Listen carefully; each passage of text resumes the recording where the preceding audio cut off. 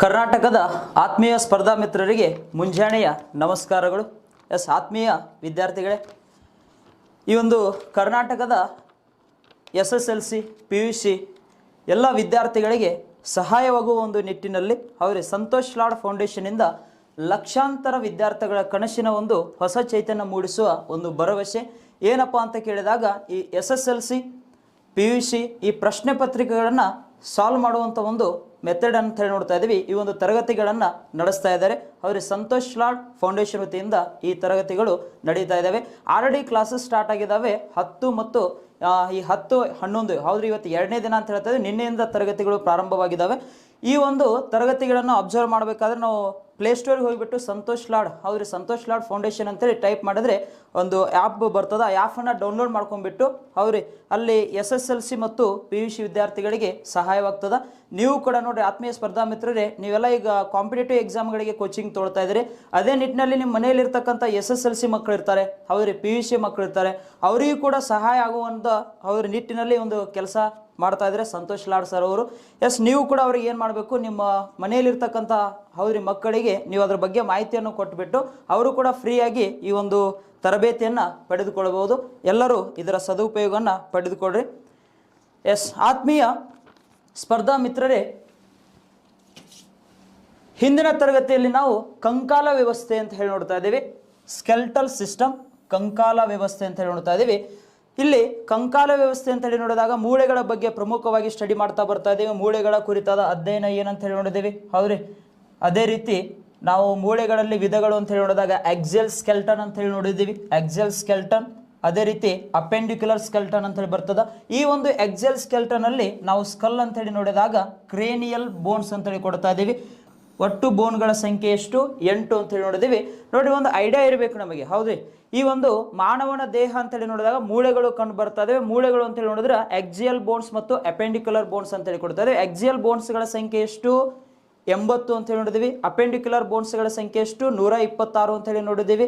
ಇಲ್ಲಿ ನೋಡ್ರಿ, ಈ ಒಂದು ಮೆದುಳು, ಮಾನವನ ಮೆದುಳನ್ನ ರಕ್ಷಣೆ ಮಾಡ್ತಕ್ಕಂಥ ಮೂಳೆ ಯಾವ್ದಪ್ಪ ಅಂತ ಹೇಳಿ ನೋಡಿದಾಗ ಕ್ರೇನಿಯಂ ಕವಚ ಅಂತ ಹೇಳಿ ಕೊಡ್ತೀವಿ. ಕ್ರೇನಿಯಂ ಕವಚ ಇದರಲ್ಲಿ ಕಂಡು ಬರ್ತಕ್ಕಂತಹ ಮೂಳೆಗಳ ಸಂಖ್ಯೆ ಎಷ್ಟು ಅಂತ ಹೇಳಿ ನೋಡಿದಾಗ 8 ಅಂತ ಹೇಳಿ ಕೊಡ್ತೀವಿ ನಾವು ಹೌದ್ರಿ. ಕ್ರೇನಿಯಂ ಅಂತ ಹೇಳಿ ನೋಡಿದಾಗ ಇದರಲ್ಲಿ ಕಂಡು ಬರುವ ಮೂಳೆಗಳ ಸಂಖ್ಯೆ 8 ಅಂತ ಹೇಳಿ ನೋಡಿದ್ದೀವಿ. ಅದೇ ರೀತಿ ಫೇಶಿಯಲ್ ಬೋನ್ಸ್ ಹೌದ್ರಿ, ಮುಖದ ಭಾಗದಲ್ಲಿ ಕಂಡು ಬರ್ತಕ್ಕಂತಹ ಮೂಳೆಗಳ ಸಂಖ್ಯೆ ಅಂತ ಹೇಳಿ ನೋಡಿದಾಗ 14 ಅಂತ ಹೇಳಿ ನೋಡಿದೀವಿ. ಮುಖದ ಭಾಗದಲ್ಲಿ ಕಂಡು ಬರ್ತಕ್ಕಂಥ ಮೂಳೆಗಳ ಸಂಖ್ಯೆ 14 ಅಂತ ಹೇಳಿ ನೋಡಿದೀವಿ. ಇಲ್ಲಿ ನೋಡಿ, ಇಂಪಾರ್ಟೆಂಟ್ ಆಗಿರ್ತಕ್ಕಂಥ ಒಂದು ಪಾಯಿಂಟ್ ಏನಪ್ಪಾ ಅಂತ ಹೇಳಿ ನೋಡಿದ್ರೆ, ಈ ಒಂದು ಮುಖದ ಭಾಗದಲ್ಲಿ ಚಲಿಸುವ ಏಕೈಕ ಮೂಳೆ ಯಾವುದು ಅಂತ ಹೇಳಿ ನೋಡಿದಾಗ ಮ್ಯಾಂಡಿಬಲ್ ಅಂತ ಹೇಳಿ ನೋಡಿದೀವಿ ಹೌದು, ಮ್ಯಾಂಡಿಬಲ್. ಆಮೇಲೆ ಮುಖದ ಭಾಗದಲ್ಲಿ ಗಟ್ಟಿಯಾದ ಮೂಳೆ ಮ್ಯಾಂಡಿಬಲ್ ಅಂತ ಹೇಳಿ ನೋಡ್ತಾ ಬರ್ತಾ ಇದ್ದೀವಿ. ನೆಕ್ಸ್ಟ್ ನೋಡಿ, ಈ ಒಂದು ಕಿವಿಯಲ್ಲಿ ಕಂಡು ಬರ್ತಕ್ಕಂತಹ ಮೂಳೆಗಳು, ಮಧ್ಯ ಕಿವಿಯಲ್ಲಿ ಕಂಡು ಬರ್ತಕ್ಕಂಥ ಮೂಳೆಗಳು ಮ್ಯಾಲಿಯಸ್ ಇಂಕಸ್ ಟೆಪಿಸ್ ಅಂತ ಹೇಳಿ ನೋಡಿದ್ವಿ. ಮ್ಯಾಲಿಯಸ್ ಇಂಕಸ್ ಟೆಪಿಸ್ ಅಂತ ಹೇಳಿ ನೋಡ್ತಾ ಬರ್ತಾ ಇದೀವಿ. ಇಡೀ ಮಾನವನ ದೇಹದಲ್ಲಿ ಅತ್ಯಂತ ಚಿಕ್ಕದಾದ ಮೂಳೆ ಯಾವ್ದಪ್ಪ ಅಂತ ಹೇಳಿ ನೋಡಿದಾಗ ಸ್ಟೆಪಿಸ್ ಅಂತ ಹೇಳಿ ಕೊಡ್ತೀವಿ ನಾವು ಹೌದು. ಇಡೀ ಮಾನವನ ದೇಹದಲ್ಲಿ ಅತ್ಯಂತ ಚಿಕ್ಕ ಮೂಳೆ ಯಾವುದು? ಸ್ಟೆಪಿಸ್ ಅಂತ ಹೇಳಿ ಕೊಡ್ತಾ ಇದೀವಿ. ಇದಕ್ಕಿರ್ತಕ್ಕಂಥ ಮತ್ತೊಂದು ಹೆಸರು ಸ್ಟಿರ್ರಪ್ ಅಂತ ಹೇಳಿ ಕೂಡ ಕರಿತಾ ಇದೀವಿ. ಸ್ಟಿರ್ರಪ್, ಕನ್ನಡದಲ್ಲಿ ರಿಕಾಪು ಅಂತ ಹೇಳಿ ನೋಡ್ತಾ ಬರ್ತಾ ಇದೀವಿ, ರಿಕಾಪು. ಅದೇ ರೀತಿ ಈ ಒಂದು ಕುತ್ತಿಗೆಯ ಭಾಗದಲ್ಲಿ, ಮಾನವನ ಕುತ್ತಿಗೆಯ ಭಾಗದಲ್ಲಿ ಕಂಡು ಬರ್ತಕ್ಕಂತಹ ಒಂದು ಮೂಳೆ ಅಂತ ಹೇಳಿ ನೋಡಿದಾಗ ಹಯಾಯ್ಡ್ ಬೋನ್ ಅಂತ ಹೇಳಿ ನೋಡ್ತಾ ಇದೀವಿ. ಹಯಾಯ್ಡ್ ಬೋನ್ ಅಂತ ಹೇಳಿ ನೋಡ್ತಾ ಇದ್ದೀವಿ. ಯಾವುದೇ ಮೂಳೆಗಳ ಸಂಪರ್ಕವಿಲ್ಲದಿರುವ ಮೂಳೆ ಕುತ್ತಿಗೆಯ ಭಾಗದಲ್ಲಿ ಕಂಡು ಬರುತ್ತದೆ, ಹಯಾಯ್ಡ್ ಬೋನ್ ಅಂತ ಹೇಳಿ ನೋಡಿದೀವಿ. ನೇಣು ಹಾಕಿದಾಗ ಮೊಟ್ಟ ಮೊದಲಿಗೆ ಮುಳಿಯುವಂತ ಒಂದು ಮೂಳೆನೇ ಯಾವ್ದು ಅಂತ ಹೇಳಿ ನೋಡಿದ್ರೆ ಹಯಾಯ್ಡ್ ಬೋನ್ ಅಂತ ಹೇಳ್ತೇವೆ ಹೌದ್ರಿ. ನೇಣು ಹಾಕಿದಾಗ ಮೊಟ್ಟ ಮೊದಲಿಗೆ ಮುರಿಯುವ ಮೂಳೆ ಯಾವುದು? ಹಯಾಯ್ಡ್ ಬೋನ್ ಅಂತ ಹೇಳಿ ನೋಡ್ತಾ ಇದೀವಿ. ಪ್ರಶ್ನೆ ಯಾವ ರೀತಿ ಕೇಳ್ತಾನೆ ಅಂತ ಹೇಳಿ ನಿಮಗೆ ಆಲ್ರೆಡಿ ಹೌದ್ರಿ ಹೇಳ್ತಾ ಬರ್ತಾ ಇದ್ದೀನಿ. ಹಯಾಯ್ಡ್ ಅಂತಕ್ಕಂಥ ಒಂದು ಮೂಳೆ ಯಾವ ಭಾಗದಲ್ಲಿ ಕಂಡು ಬರುತ್ತದೆ ಅಂತ ಹೇಳಿ ಪ್ರಶ್ನೆ ಕೇಳ್ತಾ ಬರ್ತಾನೆ. ಥ್ರಾಟ್ ಭಾಗದಲ್ಲಿ ಅಂತ ಹೇಳ್ತಾ ಇದೀವಿ. ಗಂಟಲಿನ ಭಾಗ ಅಥವಾ ಕುತ್ತಿಗೆಯ ಭಾಗದಲ್ಲಿ ಕಂಡು ಬರುವಂತ ಒಂದು ಮೂಳೆ ಅಂತ ಹೇಳಿ ನೋಡಿದೀವಿ. ಅದೇ ರೀತಿ ಈ ಎದೆಯ ಭಾಗ ಹೌದ್ರಿ, ಚೆಸ್ಟ್ ಪಾರ್ಟ್ ಅಂತ ಹೇಳಿ ನೋಡಿದಾಗ ಎದೆಯ ಭಾಗದಲ್ಲಿ ಕಂಡು ಬರ್ತಕ್ಕಂತಹ ಒಟ್ಟು ಮೂಳೆಗಳ ಸಂಖ್ಯೆ ಎಷ್ಟು ಅಂತ ಹೇಳಿ ನೋಡಿದ್ರೆ 25 ಅಂತ ಹೇಳಿ ನೋಡಿದೀವಿ. 24 ರಿಬ್ ಕೇಜಸ್ ಹೌದ್ರಿ, 24 ರಿಬ್ ಕೇಜಸ್. ಪೆಕ್ಕೆಲುಬುಗಳ ಸಂಖ್ಯೆ 24. ಸ್ಟರ್ನಮ್ ಹೌದ್ರಿ, ಸ್ಟರ್ನಮ್ ಅಂತ ಹೇಳಿ ನೋಡಿದಾಗ ಮಧ್ಯ ಭಾಗದಲ್ಲಿ ಕಂಡು ಬರುತ್ತದೆ. ಈ ರೀತಿ ಎದೆಯ ಭಾಗದಲ್ಲಿ ಕೂಡ ಕಂಡು ಬರುವಂತ ಒಂದು ಮೂಳೆ ಸ್ಟರ್ನಮ್ ಅಂತ ಹೇಳಿ ಕೊಡ್ತಾ ಇದ್ದೀವಿ. ಒಟ್ಟು ಮೂಳೆಗಳ ಸಂಖ್ಯೆ 25. ಅದೇ ರೀತಿ ಈ ಒಂದು ಕಶೇರುಕ ಮಣಿ ಅಂತ ಹೇಳಿ ನೋಡ್ತಾ ಇದ್ದೀವಿ. ಬೆನ್ನು ಮೂಳೆಗಳು ಅಂತ ಹೇಳಿ ನೋಡಿದ್ರೆ ಒಟ್ಟು ಬೆನ್ನು ಮೂಳೆಗಳ ಸಂಖ್ಯೆ ಈ ಒಂದು ವಯಸ್ಕ ಮಾನವರಲ್ಲಿ 26 ಅಂತ ಹೇಳಿ ನೋಡಿದ್ದೀವಿ. ಅದೇ ಚಿಕ್ಕ ಮಕ್ಕಳಲ್ಲಿ ಬೆನ್ನು ಮೂಳೆಗಳ ಸಂಖ್ಯೆ ಎಷ್ಟು? 33 ಅಂತ ಹೇಳಿ ನೋಡ್ತಾ ಬರ್ತಾ ಇದೀವಿ. ಈ ರೀತಿ ವರ್ಟಿಬ್ರಲ್ ಕಾಲಮ್ ಅಂತ ಹೇಳಿ ನೋಡಿದ್ದೀವಿ. ನೆಕ್ಸ್ಟ್ ಅಪೆಂಡಿಕ್ಯುಲರ್ ಬೋನ್ಸ್, ಅನುಬಂಧಿತ ಮೂಳೆಗಳು ಅಂತ ಹೇಳಿ ನೋಡ್ತಾ ಬರ್ತದೆ. ಹೌದು, ಅನುಬಂಧಿತ ಮೂಳೆಗಳು ಅಂತ ಹೇಳಿ ನೋಡಿದಾಗ ಕೈಯಲ್ಲಿರ್ತಕ್ಕಂಥ ಮೂಳೆಗಳು, ಕಾಲಿನಲ್ಲಿರ್ತಕ್ಕಂಥ ಮೂಳೆಗಳು, ಅದೇ ರೀತಿ ಭುಜದ ಭಾಗದಲ್ಲಿ ಕಂಡು ಬರ್ತಕ್ಕಂಥ ಮೂಳೆಗಳು ಅಂತ ಹೇಳಿ ನೋಡಿದಾಗ ಈ ರೀತಿ ಅಪೆಂಡಿಕ್ಯುಲರ್ ಬೋನ್ಸ್ ಅಂತ ಹೇಳ್ತಾ ಇದೀವಿ. ಒಟ್ಟು ಈ ಒಂದು ಅಪೆಂಡಿಕ್ಯುಲರ್ ಬೋನ್ಸ್ಗಳ ಸಂಖ್ಯೆ ಎಷ್ಟು? 126 ಅಂತ ಹೇಳ್ತೀವಿ ನಾವು. ಹೌದ್ರಿ, 126 ಅಂತ ಹೇಳ್ತಾ ಇದೀವಿ.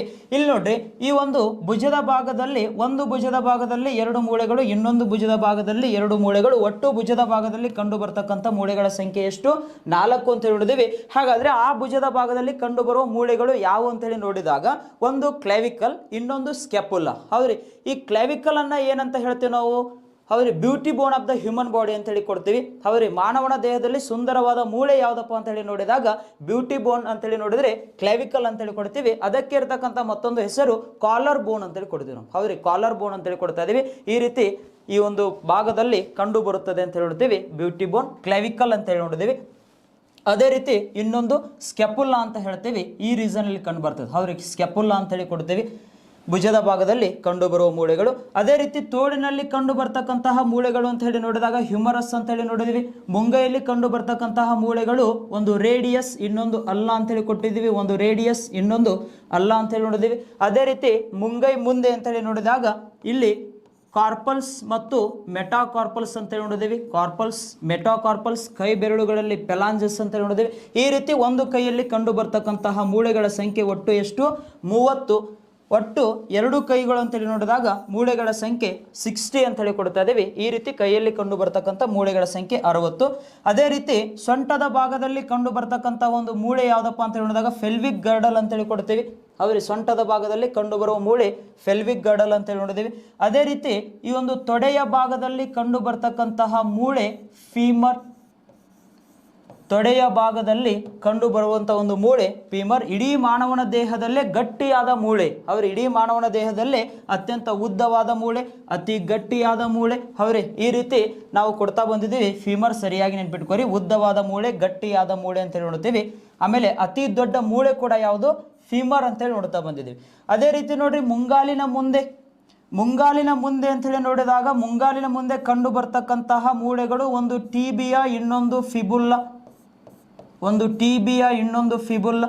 ಈ ರೀತಿ ಮುಂಗಾಲಿನಲ್ಲಿ ಕಂಡು ಬರ್ತಕ್ಕಂಥ ಮೂಳೆಗಳು ಟೀಬಿಯಾ ಮತ್ತು ಫಿಬುಲ್ಲಾ ಅಂತ ಹೇಳಿ ನೋಡಿದೀವಿ. ಮುಂಗಾಲಿನ ಮುಂದೆ ಟಾರ್ಸಲ್ಸ್ ಕಂಡು ಬರುತ್ತವೆ, ಮೆಟಾಟಾರ್ಸಲ್ಸ್ ಕಂಡು ಬರುತ್ತವೆ. ಕಾಲ್ ಬೆರಳುಗಳಲ್ಲಿ ಪೆಲಾಂಜಸ್ ಅಂತ ಹೇಳಿ ನೋಡ್ತೀವಿ, ಪೆಲಾಂಜಸ್. ಈ ಒಂದು ಪೆಲಾಂಜಸ್ಗಳ ಸಂಖ್ಯೆ ಎಷ್ಟು? 14 ಅಂತ ಹೇಳಿ ನೋಡ್ತಾ ಬರ್ತಾ ಇದೀವಿ. ಪೆಲಾಂಜಸ್ಗಳ ಸಂಖ್ಯೆ ಎಷ್ಟು? 14 ಅಂತ ಹೇಳಿ ಕೊಡ್ತಾ ಬರ್ತಾ ಇದೀವಿ. ಈ ರೀತಿ ಕಂಪ್ಲೀಟ್ ಆಗಿ ಒಂದು ಕಾಲು ಅಂತ ಹೇಳಿ ತೆಗೆದುಕೊಂಡಾಗ 30 ಮೂಳೆಗಳು ಕಂಡು ಬರುತ್ತವೆ ಅಂತ ಹೇಳಿ ನೋಡ್ತೀವಿ. 30 ಇಲ್ಲಿವರೆಗೂ ನೋಡ್ರಿ 29. ಒಂದು ಮೂಳೆ ಯಾವ್ದಪ್ಪ ಅಂತ ಹೇಳಿ ನೋಡಿದ್ರೆ ಈ ಒಂದು ಮೊಳಕಾಲಿನ ಮೇಲೆ ಕಂಡು ಬರ್ತಕ್ಕಂತಹ ಒಂದು ಮೂಳೆ ಪಟೆಲ್ಲಾ ಅಂತ ಕರಿತೀವಿ ನಾವು. ಹೌದ್ರಿ, ಮೊಳಕಾಲಿನ ಮೇಲೆ ಕಂಡು ಬರ್ತಕ್ಕಂಥ ಮೂಳೆ ಹೆಸರೇನು? ಪಟೆಲ್ಲಾ ಅಂತ ಹೇಳಿ ಕೊಡ್ತಾ ಇದೀವಿ. ಈ ರೀತಿ ಕಂಪ್ಲೀಟ್ ಆಗಿ ಒಂದು ಲೆಗ್ ಅಲ್ಲಿ ಕಂಡು ಬರ್ತಕ್ಕಂಥ ಮೂಳೆಗಳ ಸಂಖ್ಯೆ 30, ಮತ್ತೊಂದು ಲೆಗ್ ಅಲ್ಲಿ ಕಂಡು ಬರ್ತಕ್ಕಂಥ ಮೂಳೆಗಳ ಸಂಖ್ಯೆ 30. ಒಟ್ಟು ಕಾಲಿನಲ್ಲಿ ಕಂಡು ಬರ್ತಕ್ಕಂಥ ಮೂಳೆಗಳ ಸಂಖ್ಯೆ 60 ಅಂತ ಹೇಳಿ ನೋಡ್ತಾ ಬರ್ತಾ ಇದೀವಿ, 60. ಈ ರೀತಿ ಅಪೆಂಡಿಕ್ಯುಲರ್ ಬೋನ್ಸ್ ಅಂತ ಹೇಳಿ ನೋಡಿದ್ವಿ. Appendicular bones. ನೆಕ್ಸ್ಟ್ ನೋಡ್ರಿ, ಈ ಒಂದು ಮೂಳೆಗಳಲ್ಲಿ ಅಂತ ಹೇಳಿ ನೋಡಿದಾಗ ಜಾಯಿಂಟ್ಸ್ ಅಂತ ಹೇಳಿ ನೋಡ್ತೀವಿ ನಾವು. ಹೌದ್ರಿ, ಜಾಯಿಂಟ್ಸ್ ಅಂತ ಹೇಳಿ ನೋಡಿ ಕನ್ನಡದಲ್ಲಿ ಕೀಲುಗಳು ಅಂತ ಕರಿತೀವಿ. ಕನ್ನಡದಲ್ಲಿ ಕೀಲುಗಳು ಅಂತ ಹೇಳಿ ಕರಿತಾ ಇದ್ದೀವಿ. ಜಾಯಿಂಟ್ಸ್, ಕೀಲುಗಳು. ಇಲ್ಲಿ ಕೀಲುಗಳು ಅಂತ ಹೇಳಿ ನೋಡಿದಾಗ ಮೂಳೆಗಳು ಕೂಡುವುದನ್ನ ಕೀಲುಗಳು ಅಂತ ಹೇಳಿ ಕೊಡಬಹುದು. ಹೌದ್ರಿ, 2 ಅಥವಾ 2ಕ್ಕಿಂತ ಹೆಚ್ಚು ಮೂಳೆಗಳು ಕೂಡುವ ಭಾಗವನ್ನ ಏನಂತ ಹೇಳಿ ಕರಿತೀವಿ ನಾವು? ಇಲ್ಲಿ ಕೀಲುಗಳು ಅಂತ ಹೇಳಿ ಕೊಡ್ತಾ ಇದೀವಿ. ಮೂಳೆ ಆಗಿರ್ಬೋದು, ಮಾಂಸ ಆಗಿರ್ಬೋದು, ಈ ರೀತಿ ಕನೆಕ್ಟ್ ಆಗುವುದನ್ನ ಏನಂತ ಹೇಳ್ತೀವಿ? ಈ ರೀತಿ ಕೀಲು ಅಂತ ಕೊಡ್ತೀವಿ ನಾವು. ಹೌದ್ರಿ, ಕೀಲು ಅಂತ ಹೇಳಿ ಕರಿತಾ ಇದೀವಿ. ಈ ಒಂದು ಕೀಲುಗಳ ಕುರಿತಾದ ಅಧ್ಯಯನವನ್ನ ಯಾವ ಲಾಜಿ ಎನ್ನುವರು ಅಂತೇಳಿ ಪ್ರಶ್ನೆ ಕೇಳಬಹುದು. ಹೌದ್ರಿ, the study of joints that is called arthrology ಅಂತ ಕರಿತೀವಿ ನಾವು. ಹೌದ್ರಿ, the study of joints that is called arthrology. ಬರಿತಾ ಬರಬೇಕು, ಹಾಗೆ ಇಂಪಾರ್ಟೆಂಟ್ ಆಗ್ತದ. ಕೀಲುಗಳ ಕುರಿತಾದ ಅಧ್ಯಯನವನ್ನ ಆರ್ಥ್ರಾಲಜಿ ಎಂದು ಕರೆಯುತ್ತೇವೆ ಅಂತ ಹೇಳ್ತೀವಿ. ಈ ರೀತಿ ಆರ್ಥ್ರಾಲಜಿ ಅಂತ ಹೇಳಿದಾಗ ಇಲ್ಲಿ ನೋಡ್ರಿ ಟೈಪ್ಸ್ ಆಫ್ ಜಾಯಿಂಟ್ಸ್ ಅಂತ ಹೇಳಿ ಇಂಪಾರ್ಟೆಂಟ್ ಆಗ್ತದೆ ಎಕ್ಸಾಮ್ ದೃಷ್ಟಿಯಿಂದ. ಈ ಒಂದು ಟೈಪ್ಸ್ ಆಫ್ ಜಾಯಿಂಟ್ಸ್ ಅಂತ ಹೇಳ್ತೀವಿ. ಕೀಲುಗಳ ವಿಧಗಳು ಅಂತೇಳಿ ನೋಡಿದಾಗ ನೋಡ್ರಿ, ಈ ಒಂದು ಕೀಲುಗಳ ವಿಧಗಳು ಅಂತೇಳಿ ನೋಡಿದಾಗ ನಮಗೆ ರೀಸೆಂಟಾಗಿ ನಡೆದಿರ್ತಕ್ಕಂಥ PSI, ಹೌದ್ರಿ, PSI ಎಕ್ಸಾಮಲ್ಲಿ ಪ್ರಶ್ನೆ ಬಂದಿರ್ತದ. ಅದಕ್ಕಾಗಿ ನಾವು ಇದ್ರ ಬಗ್ಗೆ ಎಲ್ಲ ಒಂದು ಕೀಲುಗಳ ಬಗ್ಗೆ ಮಾಹಿತಿಯನ್ನು ತಿಳ್ಕೊಳ್ಳೋಣ. ನೆಕ್ಸ್ಟ್ ಯಾಕಂದ್ರೆ PSI 402 ಎಕ್ಸಾಮಿನೇಷನ್ ನಡೆಸುವಂಥ ಒಂದು ಚಾನ್ಸಸ್ ಅದ, ಹೌದ್ರಿ, ಏಪ್ರಿಲ್ ಮೇ ಆರ್ ಜೂನ್, ಹೌದ್ರಿ, ಈ ತಿಂಗಳಲ್ಲಿ ಆಗುವಂಥ ಒಂದು ಚಾನ್ಸಸ್ ಅದ, ಗೊತ್ತಿರಬೇಕು. PSI ವಿದ್ಯಾರ್ಥಿಗಳು ಸರಿಯಾಗಿ ತಿಳ್ಕೋಬೇಕು. ಇಲ್ಲಿ ನೋಡ್ರಿ, ಜಾಯಿಂಟ್ಸ್ ಅಂತೇಳಿ ನೋಡಿದಾಗ ಟೈಪ್ಸ್ ಆಫ್ ಜಾಯಿಂಟ್ಸ್ ಅಂತೇಳಿ ಕೊಡ್ತಾ ಇದ್ದೀವಿ. ಮೊದಲನೇದಾಗಿ ball and socket joint, ball and socket joint ಇಲ್ಲಿದೆ ನೋಡ್ರಿ, ಇದನ್ನೇ ಹಿಪ್ ಜಾಯಿಂಟ್ ಅಂತೇಳಿ ಕರಿತಾ ಇದ್ದೀವಿ. ಹೌದ್ರಿ, ಬಾಲ್ ಅಂಡ್ ಸಾಕೆಟ್ ಜಾಯಿಂಟ್ ಅಂತೇಳಿ ನೋಡಿದಾಗ ಹಿಪ್ ಜಾಯಿಂಟ್ ಅಂದರೆ ಇಲ್ಲಿ ನೋಡಿ, ಈ ಪೆಲ್ವಿಕ್ ಗರ್ಡಲ್ ಮತ್ತು ಫೀಮರ್ಗಳು ಎರಡೂ ಕೂಡುವ ಭಾಗ ಅಂತೇಳಿ ಕೊಡ್ತಾ ಇದ್ದೀವಿ, ಎರಡೂ ಕೂಡುವ ಭಾಗ. ಈ ರೀತಿ ಬಾಲ್ ಅಂಡ್ ಸಾಕೆಟ್ ಜಾಯಿಂಟ್ ಅಂತ ನೋಡ್ತಾ ಇದ್ದೀವಿ. ಇದು ಯಾವ ರೀತಿ ಇರ್ತದೆ ಅಂತ ಹೇಳಿದಾಗ ಇಲ್ಲಿ ನೋಡ್ರಿ, ಬಾಲ್ ಶೇಪ್ ಕಂಡು ಬರ್ತಾ ಇದೆ ಒಳಗಡೆ, ಹೌದ್ರಿ, ಬಾಲ್ ಶೇಪ್ ಕಂಡು ಬರ್ತದೆ. ಈ ರೀತಿ ಇರ್ತದ, ಈ ರೀತಿ ಒಂದು ಮೂಳೆ ಇರ್ತದ, ಈ ರೀತಿ ಒಂದು ಬಾಲ್ ಶೇಪ್ ಕಂಡು ಬರ್ತದೆ. ಇದ್ರೊಳಗಡೆ ಈ ರೀತಿ ಮೂಳೆ ಇರ್ತದೆ. ಇದು ಏನಾಗ್ತಾ ಬರ್ತದೆ ಅಂತ ಹೇಳಿದ್ರೆ ಈ ರೀತಿ ರೊಟೇಷನ್ ಆಗ್ತಾ ಬರ್ತದ. ಇದು ಬಾಲ್ ಅಂಡ್ ಸಾಕೆಟ್ ಜಾಯಿಂಟ್ ಅಂತ ಹೇಳಿ ನೋಡಿದಾಗ ನಾವಿಲ್ಲಿ ಯಾವ ಭಾಗ ಅಂತ ನೋಡಿದ್ರೆ ಈ ಒಂದು ಫೆಲ್ವಿಕ್ ಗರ್ಡಲ್ ಮತ್ತು ಫೀಮರ್ ಭಾಗ ಅಂತ ಹೇಳ್ತೀವಿ ನಾವು. ಹೌದ್ರಿ, ಸಾಮಾನ್ಯವಾಗಿ ಕಾಲನ್ನು ನಾವು ಮೂವ್ಮೆಂಟ್ ಮಾಡ್ತಾ ಬರ್ತೀವಿ, ಆ ಕಡೆ ಈ ಕಡೆ ಕಾಲನ್ನು ಏನು ಮಾಡ್ತಾ ಬರ್ತೀವಿ, ಮೂವ್ಮೆಂಟ್ ಮಾಡ್ತಾ ಬರ್ತೀವಿ. ಅದೇ ರೀತಿ ಇದು ಫೀಮರ್ ಅಷ್ಟೇ ಅಲ್ರಿ, ಅದೇ ರೀತಿ ನಾವು ಕೈ ಕೂಡ ನೋಡ್ಬೋದು. ಇಲ್ಲಿ ತೋಳಿನ ಭಾಗ ಅಂತೇಳಿ ಕೊಡ್ತಾ ಇದೀವಿ. ಇದು ಕೂಡ ನಾವು ಏನು ಕೊಡ್ಬೋದು, ಬಾಲ್ ಅಂಡ್ ಸಾಕೆಟ್ ಜಾಯಿಂಟಿಗೆ ಉದಾಹರಣೆ ಅಂತೇಳಿ ಕೊಡ್ಬೋದು. ಹೌದ್ರಿ, ಈ ಒಂದು ಹಿಮರಸ್ ಅಂತೇಳಿ ಕೊಡ್ತಾ ಇದೀವಿ, ಫೀಮರ್ ಅಂತೇಳಿ ಕೊಡ್ತಾ ಇದೀವಿ. ಇವು ಯಾವ ಜಾಯಿಂಟ್ಸ್ಗೆ ಉದಾಹರಣೆ, ಬಾಲ್ ಅಂಡ್ ಸಾಕೆಟ್ ಜಾಯಿಂಟಿಗೆ ಏನು ಉದಾಹರಣೆಗಳಾಗಿವೆ ಅಂತೇಳಿ ನೋಡ್ತೀವಿ. ಐಡಿಯಾ ಬಂದದ, ಬಾಲ್ ಅಂಡ್ ಸಾಕೆಟ್ ಜಾಯಿಂಟ್ಸ್. ನೋಡ್ರಿ, ಕೈ ಈ ರೀತಿ ಮೂವ್ಮೆಂಟ್ ಆಗ್ತದ, ಬಾಲ್ ಅಂಡ್ ಸಾಕೆಟ್ ಜಾಯಿಂಟ್ಸ್ ಅಂತೇಳಿ ಇರ್ತ. ಅಂದ್ರೆ ಬಾಲ್ ಶೇಪ್ ಅದ, ಒಳಗಡೆ ಈ ರೀತಿ ಮೂಳೆಗಳು ಏನಾಗ್ತಾ ಇದಾವೆ, ಮೂವ್ಮೆಂಟ್ ಆಗ್ತಾ ಇದೆ ಅಂತ ನೋಡ್ತೀವಿ. ಈ ಜಾಯಿಂಟ್ಸ್ ಯಾವುದಕ್ಕೆ ಸಹಾಯಕವಾಗಿದೆ ಅಂತ ಹೇಳಿ ನೋಡಿದಾಗ ಪ್ರಮುಖವಾಗಿ ಮೂವ್ಮೆಂಟ್ಗೆ ಏನಾಗಿದೆ, ಸಹಾಯಕವಾಗಿದೆ ಅಂತ ಹೇಳ್ತೀವಿ. ಮೂವ್ಮೆಂಟ್ಗೆ ಸಹಾಯಕವಾಗಿದೆ. ಈ ರೀತಿ ಹ್ಯೂಮರಸ್ ನೋಡ್ರಿ, ಈ ರೀತಿ ಮೂವ್ಮೆಂಟ್ ಆಗ್ತಾ ಇದೆ ಅಂತ ಹೇಳಿ ನೋಡ್ತೀವಿ, ಬಾಲ್ ಅಂಡ್ ಸಾಕೆಟ್ ಜಾಯಿಂಟ್ ಅಂತ ಹೇಳಿ ನೋಡಿದೀವಿ. ನೆಕ್ಸ್ಟ್ ನೋಡ್ರಿ, condyloid joints, condyloid joints between radius and carpal bones of wrist ಅಂತೇಳಿ ಕೊಡ್ತಾ ಇದ್ದೀವಿ. ರಿಸ್ಟ್ ಅಂತೇಳಿ ನೋಡಿದಾಗ ಇಲ್ಲಿ ನೋಡಿ, ರೇಡಿಯಸ್ ಅಂತೇಳಿ ನೋಡಿದಾಗ ರೇಡಿಯಸ್ ಅಂತಕ್ಕಂಥ ಒಂದು ಮೂಳೆ ಈ ಒಂದು ಮುಂಗೈನಲ್ಲಿ ಕಂಡು ಬರುವಂಥ ಒಂದು ಮೂಳೆ ಅಂತೇಳಿ ಕೊಡ್ತಾ ಇದ್ದೀವಿ. ಈ ಮುಂಗೈ ಮತ್ತು ಇಲ್ಲಿ ಕಾರ್ಪಲ್ ಅಂತೇಳಿ ನೋಡ್ತಾ ಇದೆ. ಹೌದ್ರಿ, ಮುಂಗೈ ಮುಂದೆ ಕಾರ್ಪಲ್ಸ್ ಕಂಡು ಬರುತ್ತವೆ. ಇವುಗಳ ಒಂದು ಜಾಯಿಂಟ್ ಅನ್ನ ಏನಂತ ಹೇಳ್ತೀವಿ ನಾವು, ಕಾಂಡಿಲಾಯ್ಡ್ ಜಾಯಿಂಟ್ ಅಂತೇಳಿ ಕರಿತಾ ಇದೀವಿ. ಕಾಂಡಿಲಾಯ್ಡ್ ಜಾಯಿಂಟ್ ಎಲ್ಲಿ ಕಂಡು ಬರುತ್ತದೆ, ಇದಕ್ಕೆ ಉದಾಹರಣೆ ಏನು ಅಂತೇಳಿ ಕೊಡಬಹುದು ಅಂತ ಹೇಳಿದ್ರೆ ಈ ಒಂದು ರೇಡಿಯಸ್ ಕಾರ್ಪಲ್ಸ್ಗೆ ಜಾಯಿಂಟ್ ಆಗಿರುವುದನ್ನ, ಹೌದ್ರಿ, ರೇಡಿಯಸ್ ಕಾರ್ಪಲ್ಗೆ ಜಾಯಿಂಟ್ ಆಗಿರುವುದನ್ನ ನಾವು ಕಾಂಡಿಲಾಯ್ಡ್ ಜಾಯಿಂಟ್ ಅಂತೇಳಿ ಕೊಡ್ತೀವಿ. ಹೌದ್ರಿ, ನೀವು ಕೂಡ ಈ ರೀತಿನೇ ನೆನ್ಪಿಟ್ಕೊಳ್ತಾ ಬರ್ಬೇಕು. ಇದೊಂದು ರೇಡಿಯಸ್ ಅದ, ಹೌದ್ರಿ, ಮುಂಗೈಲಿ ರೇಡಿಯಸ್ ಅದ, ಇಲ್ಲಿ ಮುಂದೆ ಕಾರ್ಪಲ್ಸ್ ಕಂಡು ಬರ್ತಾ ಇದಾವೆ. ಇದು ಏನು ಮೂವ್ಮೆಂಟ್ ಆಗ್ತಾ ಇದೆಲ್ಲ ಇದನ್ನ ನಾವು ಕಾಂಡಿಲಾಯ್ಡ್ ಜಾಯಿಂಟ್ ಅಂತ ಹೇಳ್ತೀವಿ. ಕೈಗಳು ಈ ರೀತಿ ಮೂವ್ಮೆಂಟ್ ಆಗ್ತಾ ಇದೆಲ್ಲ ಹ್ಯೂಮರಸ್ ಅಂತ ನೋಡ್ತಾ ಇದೀವಿ, ಹ್ಯೂಮರಸ್ ಕನೆಕ್ಟ್ ಆಗಿದೆ ಅಂತ ಹೇಳ್ತೀವಿ. ಇದು ಬಾಲ್ ಅಂಡ್ ಸಾಕೆಟ್ ಜಾಯಿಂಟ್ ಅಂತೇಳಿ ಕೊಡ್ತಾ ಇದ್ದೀವಿ. Next number 3, plane joints. Plane joint ಅಂತ ನೋಡ್ತಾ ಇದ್ದೀವಿ. ಬಿಟ್ವೀನ್ ಟಾರ್ಸಲ್ ಬೋನ್ಸ್ ಅಂತೇಳಿ ಕೊಡ್ತೀವಿ. ಟಾರ್ಸಲ್ ಬೋನ್ಸ್ ಅಂತ ಹೇಳಿದಾಗ ಎಲ್ಲಿ ಕಂಡು ಬರುತ್ತವೆ ಅಂತ ಹೇಳಿ ನೋಡಿದರೆ ಈ ಮುಂಗಾಲಿನ ಮುಂದೆ ಕಂಡು ಬರ್ತಕ್ಕಂತಹ ಮೂಳೆಗಳು ಟಾರ್ಸಲ್ ಬೋನ್ಸ್ ಅಂತೇಳಿ ನೋಡ್ತಾ ಇದ್ದೀವಿ. ಇಲ್ಲಿ ಕಂಡು ಬರ್ತಕ್ಕಂಥ ಜಾಯಿಂಟ್ ಯಾವುದು ಅಂತೇಳಿ ನೋಡಿದ್ರೆ ಫ್ಲೇನ್ ಜಾಯಿಂಟ್ ಅಂತ ಹೇಳ್ತೀವಿ ನಾವು. ಹೌದು, ಈ ರೀತಿ ಫ್ಲೇನ್ ಆಗಿ ಕಂಡು ಬರ್ತದ. ಟಾರ್ಸಲ್ಸ್ಗಳು ಅಂತ ನೋಡ್ತಾ ಇದ್ದೀವಿ. ಪ್ಲೇನ್ ಜಾಯಿಂಟ್ ಉದಾಹರಣೆ ಕೊಡಬಹುದು. ಅದೇ ರೀತಿ ಕಾರ್ಪಲ್ಸ್ ಕೂಡ ಕೊಡಬಹುದು ನಾವು. ಅವ್ರು ಜಸ್ಟ್ ಕಾರ್ಪಲ್ಸ್ ಕೂಡ ಕೊಡಬಹುದು. ಇವೆಲ್ಲ ಇದು ನೋಡ್ರಿ, ಇಲ್ಲಿಂದ ಈ ಭಾಗ ಅಂತೇಳಿ ನೋಡಿದಾಗ ಇದೊಂದು ಪ್ಲೇನ್ ಜಾಯಿಂಟ್ ಅಂತೇಳಿ ಕೊಡ್ತೀವಿ ನಾವು. ಇದೊಂದು ಪ್ಲೇನ್ ಜಾಯಿಂಟ್ ಅಂತ ಹೇಳಿ ನೋಡ್ತಾ ಇದ್ದೀವಿ. Next joint saddle joint. Saddle joint ಅಂತ ನೋಡ್ತಾ ಇದ್ದೀವಿ. ಈ ರೀತಿ ಕಾರ್ಪಲ್ ಮತ್ತು ಮೆಟಾಕಾರ್ಪಲ್ ಮಧ್ಯೆ ಕಂಡು ಬರ್ತಕ್ಕಂಥ ಒಂದು ಜಾಯಿಂಟ್ ಅನ್ನ ಏನಂತ ಹೇಳ್ತೀವಿ, ಸ್ಯಾಡಲ್ ಜಾಯಿಂಟ್ ಅಂತ ಹೇಳ್ತೀವಿ ನಾವು. ಹೌದ್ರಿ, ಕಾರ್ಪಲ್ ಮತ್ತು ಮೆಟಾಕಾರ್ಪಲ್ಗಳು ಎಲ್ಲಿ ಕಂಡು ಬರುತ್ತವೆ, ಇವು ಕೂಡ ಮುಂಗೈ ಮುಂದೆ ಕಂಡು ಬರ್ತಕ್ಕಂತಹ ಜಾಯಿಂಟ್ಸ್ ಅಂತ ಹೇಳ್ತಾ ಇದೀವಿ. ಮುಂಗೈ ಮುಂದೆ ಅಂತ ಹೇಳಿದಾಗ ಈ ಭಾಗದಲ್ಲಿ ಕಂಡು ಬರುತ್ತವೆ. ಇಲ್ಲಿ ಕಾರ್ಪಲ್ ಮತ್ತು ಮೆಟಾಕಾರ್ಪಲ್ಸ್ಗಳು ಕಂಡು ಬರುತ್ತವೆ.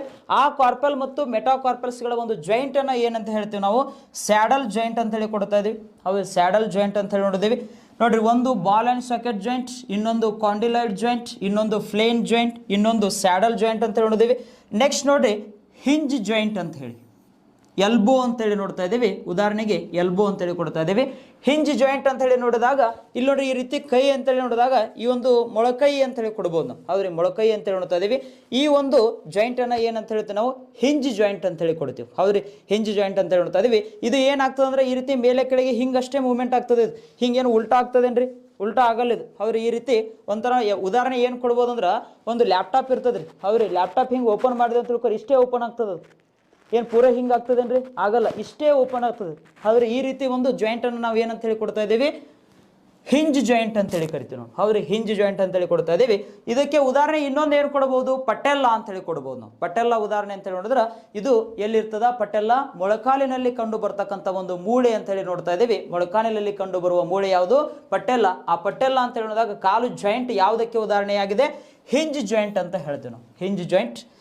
ನೆಕ್ಸ್ಟ್ ನೋಡ್ರಿ, most important pivot joint.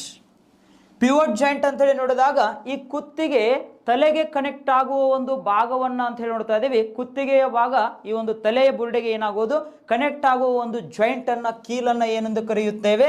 Pivot joint ಎಂದು ಕರಿತಾ ಇದ್ದೀವಿ. ಹೌದು, ಪಿವೋಟ್ ಜಾಯಿಂಟ್ ಅಂತೇಳಿ ನೋಡಿದಾಗ ಕುತ್ತಿಗೆಯ ಭಾಗ ಯಾವುದಕ್ಕೆ ಕನೆಕ್ಟ್ ಆಗುವುದು? ತಲೆಗೆ ಕನೆಕ್ಟ್ ಆಗುವುದನ್ನ ನಾವು ಯಾವ ಜಾಯಿಂಟ್ ಅಂತೇಳಿ ಕರಿತಾ ಇದ್ದೀವಿ? ಪಿವೋಟ್ ಜಾಯಿಂಟ್ ಅಂತೇಳಿ ನೋಡ್ತಾ ಇದ್ದೀವಿ. ಬಿಟ್ವೀನ್ C1 and C2 ವರ್ಟಿಬ್ರೆ ಅಂತ ಕರಿತಾ ಇದ್ದೀವಿ. ವರ್ಟಿಬ್ರೆ ಅಂದ್ರೆ ಏನು? ಬೆನ್ನು ಮೂಳೆಗಳು ಅಂತೇಳಿ ಕೊಡ್ತೀವಿ. ಸ್ಪೈನಲ್ ಕಾರ್ಡ್ ಅಂತ ನೋಡ್ತಾ ಇದ್ದೀವಿ. ಇಲ್ಲಿ between joint, pivot joint between C1 and C2 ವರ್ಟಿಬ್ರೆ ಅಂತ ಹೇಳ್ತಾ ಇದೀವಿ. ಇಲ್ಲಿ ಕಂಡು ಬರ್ತದೆ. ಹೌದ್ರಿ, ಈ ಭಾಗದಲ್ಲಿ ಅಂತ ಹೇಳ್ತಾ ಇದೀವಿ. ಅಥವಾ ಸಿಂಪಲ್ ಆಗಿ ನೆನ್ಪಿಟ್ಕೋರಿ, ಈ ಒಂದು ಕತ್ತು ತಲೆಗೆ ಕನೆಕ್ಷನ್ ಆಗುವುದು ಅಂತ ಹೇಳ್ತಾ ಇದೀವಿ. ಕುತ್ತಿಗೆಯ ಭಾಗ ತಲೆಯ ಬುರುಡೆಗೆ ಕನೆಕ್ಟ್ ಆಗುವುದು ಯಾವ ಜಾಯಿಂಟ್ ಅಂತ ಹೇಳಿ ನೋಡ್ತಾ ಇದೀವಿ? ಪಿವೋಟ್ ಜಾಯಿಂಟ್ ಅಂತ ನೋಡ್ತಾ ಇದೀವಿ. ಇದೇ ಪ್ರಶ್ನೆ ಕೇಳಿದ್ದ ಎಲ್ಲಿ ಅಂತ ಹೇಳಿ ನೋಡಿದಾಗ PSI ಪ್ರಶ್ನೆ. ಇದು PSI ಪ್ರಶ್ನೆ ಆಗದ. ಸರಿಯಾಗಿ ನೆನ್ಪಿಟ್ಕೊಡ್ರಿ, PSI 2020. ಕುತ್ತಿಗೆಯ ಭಾಗ ತಲೆಗೆ ಕನೆಕ್ಟ್ ಆಗುವುದನ್ನು ಯಾವ ಜಾಯಿಂಟ್ ಎಂದು ಕರೆಯುತ್ತೇವೆ ಅಂತ ಹೇಳಿ ಪ್ರಶ್ನೆ ಕೇಳೋಣ. ಹೌದ್ರಿ, ಪಿವೋಟ್ ಜಾಯಿಂಟ್ ಅಂತ ಹೇಳ್ತೇವೆ. ಒಂದು ಪಿವೋಟ್ ಜಾಯಿಂಟ್, ಇನ್ನೊಂದು ಹಿಂಜ್ ಜಾಯಿಂಟ್, ಇನ್ನೊಂದು saddle joint, next plane joint, condyloid joint, ಅದೇ ರೀತಿ ಬಾಲ್ ಅಂಡ್ ಸಾಕೆಟ್ ಜಾಯಿಂಟ್ ಅಂತ ನೋಡ್ತಾ ಇದೀವಿ. ಬಾಲ್ ಅಂಡ್ ಸಾಕೆಟ್ ಜಾಯಿಂಟ್ಸ್ ಅಂತ ನೋಡ್ತಾ ಇದೀವಿ. ಈ ರೀತಿ ಟೈಪ್ಸ್ ಆಫ್ ಜಾಯಿಂಟ್ಸ್ ಅಂತ ನೋಡಿದೀವಿ. ನೀವು ಕೂಡ ಸ್ವಲ್ಪ ಇದನ್ನ ಅವ್ರಿ ಓದಿಬಿಟ್ಟು ಏನು ಮಾಡ್ಬೇಕಂತ ಹೇಳಿದ್ರೆ ಅಪ್ಲೈ ಮಾಡ್ತಾ ಬರ್ಬೇಕು. ಈಗ ತೋಳು, ಆಮೇಲೆ ಈ ಒಂದು ತೊಡೆಯ ಭಾಗ ಅಂತ ಹೇಳಿದಾಗ ಫೀಮರ್ ಅಂತ ಹೇಳಿ ನೋಡಿದ್ರೆ ಇವೆಲ್ಲ ಯಾವ ಜಾಯಿಂಟ್ಸ್ಗೆ ಉದಾಹರಣೆ ಅಂತ ಹೇಳ್ಬೋದು ನಾವು. ಇಲ್ಲಿದ ನೋಡ್ರಿ, ಬಾಲ್ ಅಂಡ್ ಸಾಕೆಟ್ ಜಾಯಿಂಟ್ ಅಂತ ಹೇಳಿ ಕೊಡ್ತಾ ಇದೀವಿ. ಬಾಲ್ ಅಂಡ್ ಸಾಕೆಟ್ ಜಾಯಿಂಟ್ ಅಂತ ನೋಡಿದೀವಿ. ಅದೇ ರೀತಿ ಈ ಒಂದು ಮೊಳಕಾಲು, ಮೊಳಕೈ ಅಂತ ಹೇಳಿ ನೋಡಿದಾಗ ಯಾವುದಕ್ಕೆ ಉದಾಹರಣೆ? ಹಿಂಜ್ ಜಾಯಿಂಟ್ ಅಂತ ಹೇಳಿ ನೋಡ್ತಾ ಇದೀವಿ. ಅದೇ ರೀತಿ ಈ ಒಂದು ಕುತ್ತಿಗೆಯ ಭಾಗ ಈ ಒಂದು ತಲೆಗೆ, ಹೌದ್ರೆ ತಲೆಗೆ ಕನೆಕ್ಟ್ ಆಗುವುದು ಅಂತ ಹೇಳ್ತಾ ಇದೀವಿ. ಇದು ಯಾವ ಜಾಯಿಂಟ್? ಪಿವೋಟ್ ಜಾಯಿಂಟ್ ಅಂತ ಹೇಳ್ತಾ ಇದೀವಿ. ಸರಿಯಾಗಿ ಎಲ್ಲವನ್ನು ನೋಟ್ ಡೌನ್ ಮಾಡಿಕೊಂಡು ನೆನಪಿಟ್ಕೊಳ್ಬೇಕು. ನೆಕ್ಸ್ಟ್ ನೋಡ್ರಿ,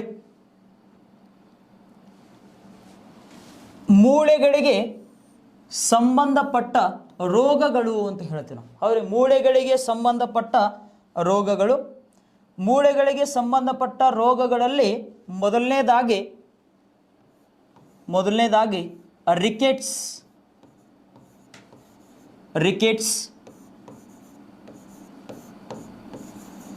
ಮೂಳೆಗಳಿಗೆ ಸಂಬಂಧಪಟ್ಟ ರೋಗಗಳಲ್ಲಿ ಮೊದಲನೇದಾಗಿ ರಿಕೆಟ್ಸ್ ಅಂತೇಳಿ ಕೊಡ್ತಾ ಇದ್ದೀವಿ.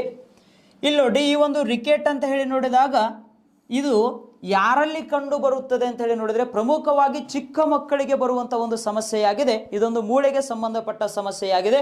ರಿಕೆಟ್ಸ್ ಅಂತಕ್ಕಂಥದ್ದು ಪ್ರಮುಖವಾಗಿ ಯಾರಲ್ಲಿ ಕಂಡು ಬರ್ತದೆ ಅಂತ ಹೇಳಿ ನೋಡಿದ್ರೆ ಚಿಕ್ಕ ಮಕ್ಕಳಲ್ಲಿ ಕಂಡು ಬರುವಂತ ಒಂದು ಸಮಸ್ಯೆಯಾಗಿದೆ. ಚಿಕ್ಕ ಮಕ್ಕಳಿಗೆ ಬರುವ ಒಂದು ಸಮಸ್ಯೆಯಾಗಿದೆ. ಇದು ಯಾವ ವಿಟಮಿನ್ನ ಕೊರತೆಯಿಂದ ಬರುತ್ತದೆ ಅಂತ ಹೇಳಿ ನೋಡಿದಾಗ ರಿಕೆಟ್ಸ್ ಅಂತಕ್ಕಂತಹ ಒಂದು ಸಮಸ್ಯೆ ವಿಟಮಿನ್ ಡಿ ನ ಕೊರತೆಯಿಂದ ಬರುವ ಸಮಸ್ಯೆಯಾಗಿದೆ. ಪ್ರಶ್ನೆ ಕೇಳ್ತಾನ, ವಿಟಮಿನ್ ಡಿ ನ ಕೊರತೆಯಿಂದ ಯಾವ ಸಮಸ್ಯೆ ಬರುತ್ತದೆ ಅಂತ ಹೇಳಿ ನೋಡಿದ್ರೆ ರಿಕೆಟ್ಸ್ ಅಂತ ಹೇಳಿ ಕೊಡ್ತಾ ಇದೀವಿ. ಈ ರಿಕೆಟ್ಸ್ ಅಂತಕ್ಕಂಥ ಸಮಸ್ಯೆ ನೋಡ್ರಿ, ಮುಂದುವರೆದ ಪ್ರಶ್ನೆ ಹೆಂಗೆ ಕೇಳ್ಬೋದು? ವಿಟಮಿನ್ ಡಿ ನ ಕೊರತೆಯಿಂದ ಬರುವ ಸಮಸ್ಯೆ ರಿಕೆಟ್ಸ್ ಆಗಿದೆ. ಹಾಗಾದರೆ ಇದು ಯಾವುದಕ್ಕೆ ಸಂಬಂಧಪಟ್ಟ ಸಮಸ್ಯೆಯಾಗಿದೆ ಅಂತ ಹೇಳಿ ನೋಡಿದಾಗ ಇದು ಮೂಳೆಗಳಿಗೆ ಸಂಬಂಧಪಟ್ಟ ಸಮಸ್ಯೆ ಅಂತ ಹೇಳ್ತಾ ಇದ್ದೀವಿ. ಡಿಸೀಸ್ ರಿಲೇಟೆಡ್ ಟು ಬೋನ್ಸ್ ಅಂತ ಹೇಳಿ ಕೊಡ್ತಾ ಇದ್ದೀವಿ. ಮೂಳೆಗಳಿಗೆ ಸಂಬಂಧಪಟ್ಟ ಸಮಸ್ಯೆಯಾಗಿದೆ, ಚಿಕ್ಕ ಮಕ್ಕಳಿಗೆ ಬರುವಂತ ಒಂದು ಸಮಸ್ಯೆಯಾಗಿದೆ. ಇಲ್ಲಿ ನೋಡ್ರಿ ಏನಾಗ್ತದೆ ಅಂತ ಹೇಳಿ ನೋಡಿದ್ರೆ ಮೂಳೆಗಳ ಸಮಸ್ಯೆ ಬಂದಾಗ ರೋಗದ ಲಕ್ಷಣ ಮೂಳೆಗಳು ಬೆಳವಣಿಗೆಯಾಗುವುದಿಲ್ಲ. ಮೂಳೆಗಳು ಬೆಳವಣಿಗೆಯಾಗುವುದಿಲ್ಲ.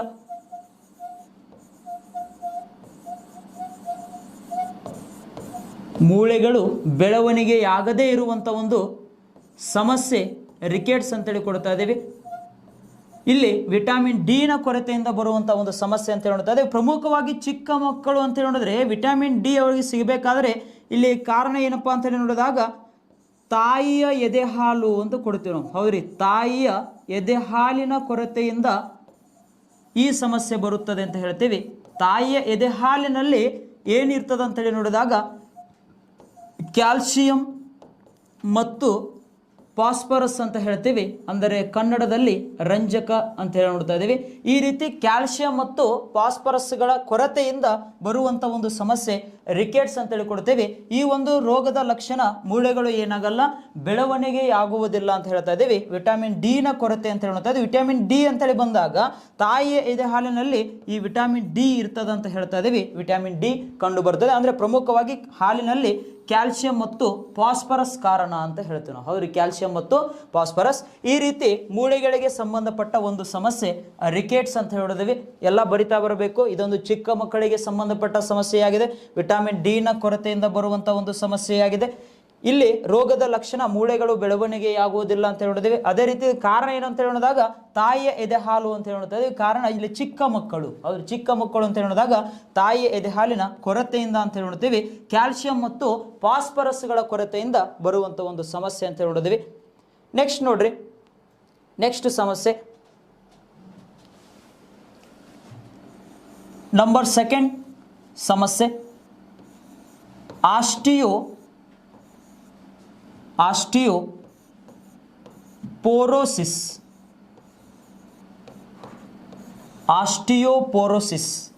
ಆಸ್ಟಿಯೋ ರೆಫರ್ಸ್ ಟು ಬೋನ್ಸ್ ಅಂತ ಅರ್ಥ. ಹೌದ್ರಿ, the study of bones that is called osteology ಅಂತ ಹೇಳಿ ನೋಡಿದೀವಿ. ಇಲ್ಲಿ ನೋಡ್ರಿ, ಆಸ್ಟಿಯೋಪೋರೋಸಿಸ್ ಅಂತೇಳಿ ನೋಡಿದಾಗ ಈ ಸಮಸ್ಯೆ ಯಾವಾಗ ಬರ್ತದೆ ಅಂತ ಹೇಳಿ ನೋಡಿದರೆ, ನೋಡ್ರಿ, ಮಾನವನ ದೇಹದಲ್ಲಿ ಒಂದು ಗ್ರಂಥಿ ಕಂಡು ಬರ್ತದ. ಯಾವುದು ಅಂತೇಳಿ ನೋಡಿದಾಗ ಪ್ಯಾರಾಥೈರಾಯ್ಡ್ಸ್. ಮಾನವನ ದೇಹದಲ್ಲಿ ಕಂಡು ಬರುವಂಥ ಒಂದು ಗ್ರಂಥಿ ಪ್ಯಾರಾಥೈರಾಯ್ಡ್ ಅಂತ ಹೇಳ್ತಾ ಇದೀವಿ. ಪ್ಯಾರಾಥೈರಾಯ್ಡ್ ಗ್ರಂಥಿ ಕಂಡು ಬರುತ್ತದೆ. ಈ ಪ್ಯಾರಾಥೈರಾಯ್ಡ್ ಗ್ರಂಥಿಯಿಂದ ಬಿಡುಗಡೆ ಆಗ್ತಕ್ಕಂಥ ಒಂದು ಹಾರ್ಮೋನ್ ಯಾವುದು? ನೋಡ್ರಿ, ಗ್ರಂಥಿಗಳ ಕೆಲಸ ಏನಪ್ಪಾ ಅಂತ ಹೇಳಿದಾಗ ಹಾರ್ಮೋನ್ಗಳನ್ನು ಬಿಡುಗಡೆ ಮಾಡುತ್ತವೆ. ಈ ಒಂದು ಪ್ಯಾರಾಥೈರಾಯ್ಡ್ ಗ್ರಂಥಿಯಿಂದ ಬಿಡುಗಡೆ ಆಗ್ತಕ್ಕಂಥ ಒಂದು ಹಾರ್ಮೋನ್ ಯಾವುದು ಅಂತೇಳಿ ನೋಡಿದ್ರೆ ಪ್ಯಾರಾಥ ಹಾರ್ಮೋನ್ ಅಂತ ಹೇಳ್ತಾ ಇದ್ದೀವಿ. ಈ ಒಂದು ಪ್ಯಾರಾಥ ಹಾರ್ಮೋನ್ನ ಕೆಲಸ ಏನಪ್ಪಾ ಅಂತ ಹೇಳಿ ನೋಡಿದಾಗ ರಕ್ತದಲ್ಲಿರ್ತಕ್ಕಂತಹ ಕ್ಯಾಲ್ಸಿಯಂ ಮತ್ತು ಫಾಸ್ಫರಸ್ಗಳನ್ನು, ಹೌದ್ರಿ, ರಕ್ತದಲ್ಲಿರುವಂತಹ ಕ್ಯಾಲ್ಸಿಯಂ ಮತ್ತು ರಂಜಕದ ಪ್ರಮಾಣವನ್ನು ಏನು ಮಾಡುತ್ತವೆ? ನಿಯಂತ್ರಿಸುತ್ತವೆ ಅಂತ ಹೇಳ್ತಾ ಇದ್ದೀವಿ. ಈ ಒಂದು ಹಾರ್ಮೋನ್ ಏನು ಮಾಡ್ತದ? ರಕ್ತದಲ್ಲಿರ್ತಕ್ಕಂತಹ ಕ್ಯಾಲ್ಸಿಯಂ ಮತ್ತು ಫಾಸ್ಫರಸ್ಗಳನ್ನು ನಿಯಂತ್ರಣ ಮಾಡುತ್ತದೆ, ಕಂಟ್ರೋಲ್ ಮಾಡುತ್ತದೆ ಅಂತ ಹೇಳ್ತಾ ಇದ್ದೀವಿ. ಅಂದರೆ ಮಾನವನ ದೇಹಕ್ಕೆ ಯಾವ ರೀತಿ ಒಂದು ಕ್ಯಾಲ್ಸಿಯಂ ಬೇಕು, ಹೌದ್ರಿ, ಕಡಿಮೆ ಆಗಬಾರ್ದು, ಈ ನಿಟ್ಟಿನಲ್ಲಿ ಕೆಲಸ ಮಾಡ್ತಿರ್ತದೆ. ಯಾವುದು? ಪ್ಯಾರಾಥ ಹಾರ್ಮೋನ್ ಅಂತೇಳಿ ನೋಡ್ತಾ ಇದ್ದೀವಿ. ಹೌದ್ರಿ, ಪ್ಯಾರಾಥ ಹಾರ್ಮೋನ್.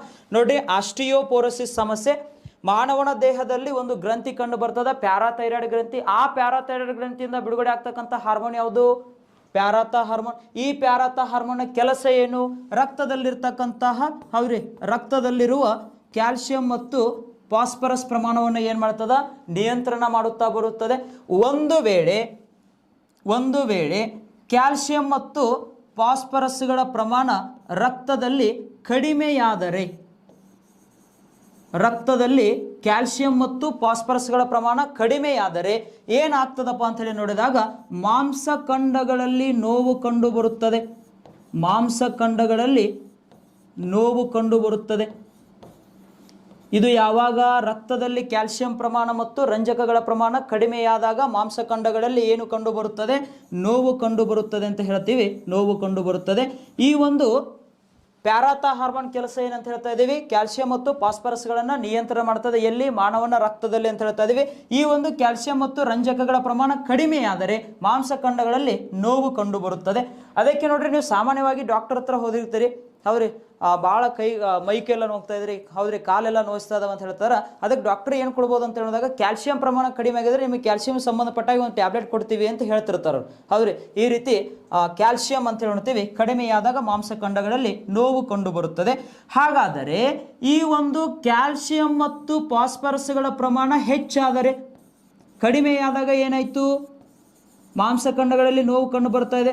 ಅದೇ ಕ್ಯಾಲ್ಸಿಯಂ ಮತ್ತು ಫಾಸ್ಫರಸ್ಗಳ ಪ್ರಮಾಣ ರಕ್ತದಲ್ಲಿ ಹೆಚ್ಚಾದರೆ ಏನಾಗ್ತದೆ ಅಂತೇಳಿ ನೋಡಿದಾಗ ಈ ಒಂದು ಪ್ಯಾರಾಥ ಹಾರ್ಮೋನ್ ಏನು ಮಾಡ್ತದೆ ಅಂತೇಳಿ ನೋಡಿದ್ರೆ ಸ್ವಲ್ಪ ಒಂದೇ ಹಿಡ್ದ ಬರ್ತೀನಿ ನೋಡ್ರಿ. ಆಸ್ಟಿಯೋಪೋರೋಸಿಸ್ ಅಂತಕ್ಕಂಥ ಒಂದು ಸಮಸ್ಯೆ ಮೂಳೆಗಳಿಗೆ ಸಂಬಂಧಪಟ್ಟಿದೆ. ಇಲ್ಲಿ ನೋಡ್ರಿ, ಮಾನವನ ದೇಹದಲ್ಲಿ ಒಂದು ಗ್ರಂಥಿ ಕಂಡು ಬರ್ತದ, ಪ್ಯಾರಾಥೈರಾಯ್ಡ್ ಗ್ರಂಥಿ. ಇದರಿಂದ ಬಿಡುಗಡೆ ಆಗ್ತಕ್ಕಂಥ ಹಾರ್ಮೋನ್ ಯಾವುದು? ಪ್ಯಾರಾಥ ಹಾರ್ಮೋನ್. ಈ ಪ್ಯಾರಾಥ ಹಾರ್ಮೋನ್ ಕೆಲಸ ಏನು? ಕ್ಯಾಲ್ಸಿಯಂ ಮತ್ತು ಫಾಸ್ಫರಸ್ಗಳನ್ನು ಏನು ಮಾಡ್ತದ? ನಿಯಂತ್ರಣ ಮಾಡುತ್ತಾ ಬರುತ್ತದೆ. ರಕ್ತದಲ್ಲಿರ್ತಕ್ಕಂಥ ಕ್ಯಾಲ್ಸಿಯಂ ಮತ್ತು ರಂಜಕಗಳನ್ನು ನಿಯಂತ್ರಿಸುತ್ತದೆ. ಈ ಪ್ಯಾರಾಥ ಹಾರ್ಮೋನ್ ಕಡಿಮೆ ಬಿಡುಗಡೆಯಾದರೆ, ಸ್ವಲ್ಪ ಕರೆಕ್ಷನ್ ಮಾಡಿಕೊಡಿ, ಈ ಪ್ಯಾರಾಥ ಹಾರ್ಮೋನ್ ಕಡಿಮೆ ಬಿಡುಗಡೆಯಾದರೆ ಮಾಂಸಖಂಡಗಳಲ್ಲಿ ಏನಾಗ್ತದ? ನೋವು ಕಂಡು ಬರುತ್ತದೆ. ಮಾಂಸಖಂಡಗಳಲ್ಲಿ ನೋವು ಕಂಡು ಬರ್ತದ. ಒಂದು ವೇಳೆ ಪ್ಯಾರಾಥ ಹಾರ್ಮೋನ್ ಅತಿ ಹೆಚ್ಚು ಬಿಡುಗಡೆಯಾದರೆ, ಪ್ಯಾರಾಥ ಹಾರ್ಮೋನ್ ಅತಿ ಹೆಚ್ಚು ಬಿಡುಗಡೆಯಾದರೆ ಏನಾಗುತ್ತದೆ ಅಂತ ಹೇಳಿ ನೋಡಿದಾಗ, ಈ ಒಂದು ರಕ್ತದಲ್ಲಿರುವ ಕ್ಯಾಲ್ಸಿಯಂ ಮತ್ತು ರಕ್ತದಲ್ಲಿರ್ತಕ್ಕಂತಹ ಕ್ಯಾಲ್ಸಿಯಂ ಮತ್ತು ಫಾಸ್ಫರಸ್ಗಳನ್ನು, ರಂಜಕಗಳನ್ನು ಹೀರಿಕೊಳ್ಳುತ್ತದೆ, ಅಬ್ಸಾರ್ಪ್ಷನ್ ಮಾಡ್ಕೊಂಡ್ಬಿಡ್ತದೆ. ಹೌದ್ರಿ, ಪ್ಯಾರಾಥ ಹಾರ್ಮೋನ್ ನೋಡ್ರಿ, ಪ್ಯಾರಾಥೈರಾಯ್ಡ್ ಗ್ರಂಥಿಯಿಂದ ಒಂದು ಹಾರ್ಮೋನ್ ಬಿಡುಗಡೆ ಆಗ್ತಾ ಇದೆ. ಯಾವ ಹಾರ್ಮೋನ್ ಅಂತ ಹೇಳಿದಾಗ ಪ್ಯಾರಾಥ ಹಾರ್ಮೋನ್ ಅಂತ ಹೇಳ್ತಾ ಇದ್ದೀವಿ. ಈ ಹಾರ್ಮೋನ್ ಅತಿ ಹೆಚ್ಚು ಬಿಡುಗಡೆಯಾದಾಗ ಏನಾಗುತ್ತದೆ? ಅತಿ ಹೆಚ್ಚು ಬಿಡುಗಡೆಯಾದರೆ ರಕ್ತದಲ್ಲಿರ್ತಕ್ಕಂತಹ ಕ್ಯಾಲ್ಸಿಯಂ ಮತ್ತು ರಂಜಕಗಳನ್ನು ಹೀರಿಕೊಳ್ಳುತ್ತದೆ. ಹೀರಿಕೊಂಡು ಮತ್ತೆ ಈ ಒಂದು ಪ್ಯಾರಾಥ ಹಾರ್ಮೋನ್ಗೆ ಕ್ಯಾಲ್ಸಿಯಂ ಮತ್ತು ಫಾಸ್ಫರಸ್ಗಳು ಬೇಕಾಗ್ತದೆ. ಹಾಗಾದರೆ ಕ್ಯಾಲ್ಸಿಯಂ ಮತ್ತು ಫಾಸ್ಫರಸ್ಗಳು ಎಲ್ಲಿ ಕಂಡು ಬರ್ತಾ ಇದ್ದವು? ಮೂಳೆಗಳಲ್ಲಿ. ನೋಡ್ರಿ, ಮೂಳೆಗಳು ಅಂತೇಳಿ ನೋಡಿದಾಗ ಮೂಳೆಗಳಲ್ಲಿ ಕಂಡು ಬರುವ ಮೂಲ ವಸ್ತುಗಳು ಯಾವ ಅಂತೇಳಿ ಕೇಳಿದರೆ, ಒಂದು ಕ್ಯಾಲ್ಸಿಯಂ ಅಂತೇಳಿ ನೋಡ್ತಾ ಬರ್ತಾ ಇದೀವಿ, ಇನ್ನೊಂದು ಫಾಸ್ಫರಸ್ ಅಂತೇಳಿ ನೋಡ್ತಾ ಇದೀವಿ. ಕ್ಯಾಲ್ಸಿಯಂ ಮತ್ತು ರಂಜಕಗಳು ಮೂಳೆಗಳಲ್ಲಿ ಕಂಡು ಬರ್ತಾ ಇದ್ದಾವೆ. ನೋಡ್ರಿ, ಸ್ವಲ್ಪ ಈ ಒಂದು ಡಿಸೀಸ್ ಬಗ್ಗೆ ಮಾಹಿತಿ ನೋಡ್ತಾ ಇದ್ದೀವಿ. ಪ್ಯಾರಾಥೈರಾಯ್ಡ್ ಅಂತಕ್ಕಂಥ ಒಂದು ಗ್ರಂಥಿ ಕಂಡು ಬರ್ತಾ ಇದೆ. ಇದರಿಂದ ಬಿಡುಗಡೆ ಆಗ್ತಕ್ಕಂಥ ಒಂದು ಹಾರ್ಮೋನ್ ಪ್ಯಾರಾಥ ಹಾರ್ಮೋನ್. ಈ ಪ್ಯಾರಾಥ ಹಾರ್ಮೋನ್ ಕೆಲಸ ಏನು? ರಕ್ತದಲ್ಲಿರ್ತಕ್ಕಂತಹ ಕ್ಯಾಲ್ಸಿಯಂ ಮತ್ತು ಫಾಸ್ಫರಸ್ಗಳನ್ನು ಏನು ಮಾಡ್ತದ? ಕಂಟ್ರೋಲ್ ಮಾಡುತ್ತದೆ. ಈ ಪ್ಯಾರಾಥ ಹಾರ್ಮೋನ್ ಅವರ ನಿರ್ದಿಷ್ಟ ಪ್ರಮಾಣಕ್ಕಿಂತ ಕಡಿಮೆ ಬಿಡುಗಡೆಯಾದರೆ ಮಾಂಸಖಂಡಗಳಲ್ಲಿ ಏನು ಕಂಡು ಬರುತ್ತದೆ? ನೋವು ಕಂಡು ಬರ್ತದ. ಒಂದು ವೇಳೆ ಈ ಪ್ಯಾರಾಥ ಹಾರ್ಮೋನ್ ನಿರ್ದಿಷ್ಟ ಪ್ರಮಾಣಕ್ಕಿಂತ ಅತಿ ಹೆಚ್ಚು ಬಿಡುಗಡೆಯಾದರೆ ಏನಾಗ್ತದೆ ಅಂತ ಹೇಳಿದಾಗ, ರಕ್ತದಲ್ಲಿರ್ತಕ್ಕಂಥ ಕ್ಯಾಲ್ಸಿಯಂ ಮತ್ತು ರಂಜಕಗಳನ್ನು ಹೀರಿಕೊಳ್ಳುತ್ತದೆ. ಮತ್ತೆ ಅದಕ್ಕೆ ರಂಜಕ ಮತ್ತು ಫಾಸ್ಫರಸ್ ಬೇಕಾಗ್ತದೆ. ರಂಜಕ ಫಾಸ್ಫರಸ್ ಅಂದ್ರೂ ಒಂದೇ. ಇಲ್ಲಿ ಕ್ಯಾಲ್ಸಿಯಂ ಮತ್ತು ರಂಜಕಗಳನ್ನು ಹೀರಿಕೊಳ್ಬೇಕಾಗ್ತದ. ಅದಕ್ಕಾಗಿ ಮೂಳೆಗಳಲ್ಲಿರ್ತಕ್ಕಂಥ ಈ ಕ್ಯಾಲ್ಸಿಯಂ ಮತ್ತು ಫಾಸ್ಫರಸ್ಗಳನ್ನು ಹೀರಿಕೊಂಡಾಗ ಮೂಳೆಗಳಲ್ಲಿ ಏನು ಕಾಣಿಸಿಕೊಳ್ಳುತ್ತವೆ ಅಂತೇಳಿ ನೋಡಿದಾಗ ರಂಧ್ರಗಳು ಕಾಣಿಸಿಕೊಳ್ಳುತ್ತವೆ. ಮೂಳೆಗಳಲ್ಲಿ ರಂಧ್ರಗಳು ಕಾಣಿಸಿಕೊಳ್ಳುವ ಸಮಸ್ಯೆಯನ್ನೇ ಆಸ್ಟಿಯೋಪೋರೋಸಿಸ್ ಅಂತೇಳಿ ಕರಿತೀವಿ ನಾವು. ಹೌದ್ರಿ, ಆಸ್ಟಿಯೋ ಅಂದ್ರೆ ಏನು? ಮೂಳೆಗಳು. ಪೋರೋಸಿಸ್ ಅಂದ್ರೆ ಏನು? ರಂಧ್ರಗಳು ಅಂತೇಳಿ ಕರಿತೀವಿ. ಅಸ್ಥಿರಂಧ್ರ ಅಂತ ಕರಿತೀವಿ. ಈ ಸಮಸ್ಯೆಗೆ ಇನ್ನೊಂದು ಹೆಸರು ಏನು ಕೊಡಬಹುದು? ಅಸ್ಥಿರಂಧ್ರ. ಅಸ್ಥಿರಂಧ್ರ ಸರಿಯಾಗಿ ನೆನಪಿಟ್ಕೋಬೇಕು. ಆಸ್ಟಿಯೋಪೋರೋಸಿಸ್ ಅಂತಕ್ಕಂಥದ್ದು ಮೂಳೆಗಳಿಗೆ ಸಂಬಂಧಪಟ್ಟ ಸಮಸ್ಯೆಯಾಗಿದೆ. ಈ ಸಮಸ್ಯೆ ಯಾವಾಗ ಬರ್ತದಪ್ಪ ಅಂತ ಹೇಳಿ ನೋಡಿದಾಗ, ಮಾನವನ ದೇಹದಲ್ಲಿ ಒಂದು ಗ್ರಂಥಿ ಕಂಡು ಬರ್ತದ. ಯಾವುದು? ಒಂದು ಥೈರಾಯ್ಡ್ ಗ್ರಂಥಿ ಅಂತ ಹೇಳಿ ನೋಡ್ತಾ ಇದೀವಿ. ಪ್ಯಾರಾಥೈರಾಯ್ಡ್ ಗ್ರಂಥಿ ಕಂಡು ಬರ್ತದೆ. ಈ ಗ್ರಂಥಿಯಿಂದ ಬಿಡುಗಡೆ ಆಗ್ತಕ್ಕಂಥ ಹಾರ್ಮೋನ್ ಪ್ಯಾರಾಥ ಹಾರ್ಮೋನ್ ಅಂತ ಹೇಳಿ ನೋಡಿದೀವಿ. ಇದು ನಿರ್ದಿಷ್ಟ ಪ್ರಮಾಣಕ್ಕಿಂತ ಕಡಿಮೆ ಬಿಡುಗಡೆಯಾದರೆ ಮಾಂಸಖಂಡಗಳಲ್ಲಿ ನೋವು ಕಂಡು ಬರ್ತದ. ನಿರ್ದಿಷ್ಟ ಪ್ರಮಾಣಕ್ಕಿಂತ ಹೆಚ್ಚು ಬಿಡುಗಡೆಯಾದರೆ ರಕ್ತದಲ್ಲಿರ್ತಕ್ಕಂಥ ಕ್ಯಾಲ್ಸಿಯಂ ಮತ್ತು ಫಾಸ್ಫರಸ್ಗಳನ್ನು ಹೀರಿಕೊಂಡು ಮೂಳೆಗಳಲ್ಲಿ ಇರ್ತಕ್ಕಂತಹ ಕ್ಯಾಲ್ಸಿಯಂ ಮತ್ತು ಫಾಸ್ಫರಸ್ಗಳನ್ನು ಹೀರಿಕೊಂಡಾಗ ಮೂಳೆಗಳಲ್ಲಿ ಏನು ಕಾಣಿಸಿಕೊಳ್ಳುತ್ತವೆ? ರಂಧ್ರಗಳು ಕಾಣಿಸಿಕೊಳ್ಳುತ್ತವೆ ಅಂತ ಹೇಳ್ತಾ ಇದೀವಿ. ಆಸ್ಟಿಯೋಪೋರೋಸಿಸ್ ಈ ರೀತಿ. ನೆಕ್ಸ್ಟ್ ಸಮಸ್ಯೆ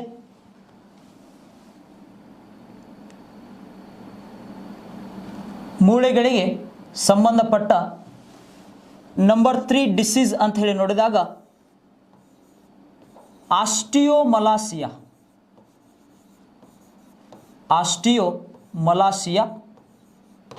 ಕನ್ನಡದಲ್ಲಿ ಇದನ್ನು ಮೆದು ಮೂಳೆ ರೋಗ ಅಂತ ಕರಿತೀವಿ. ಮೆದು ಮೂಳೆ ರೋಗ, ಆಸ್ಟಿಯೋಮಲಾಸಿಯಾ ಅಂತ ಹೇಳ್ತಾ ಇದ್ದೀವಿ. ಇದು ಯಾರಲ್ಲಿ ಕಂಡು ಬರುವಂಥ ಒಂದು ಸಮಸ್ಯೆಯಾಗಿದೆ ಅಂತ ಕೇಳಿದರೆ, ಇದು ಸಾಮಾನ್ಯವಾಗಿ ವಯಸ್ಕ ಮತ್ತು ವೃದ್ಧರಲ್ಲಿ ಕಂಡು ಬರುವಂಥ ಒಂದು ಸಮಸ್ಯೆ ಅಂತ ಹೇಳ್ತೇವೆ. ವಯಸ್ಕರು ಮತ್ತು ವೃದ್ಧರಲ್ಲಿ ಕಂಡು ಬರುವ ಒಂದು ಸಮಸ್ಯೆಯಾಗಿದೆ.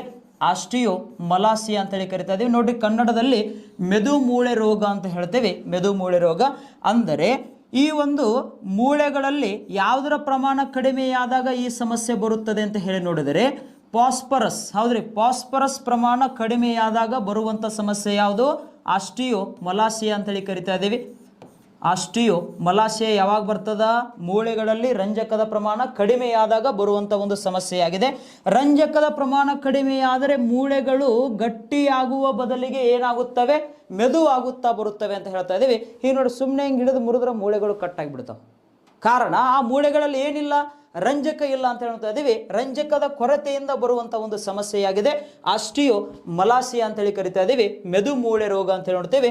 ಅಥವಾ ಇನ್ನೊಂದು ಏನು ಕೊಡಬಹುದು, ಇದನ್ನೇ ಮೂಳೆಗಳ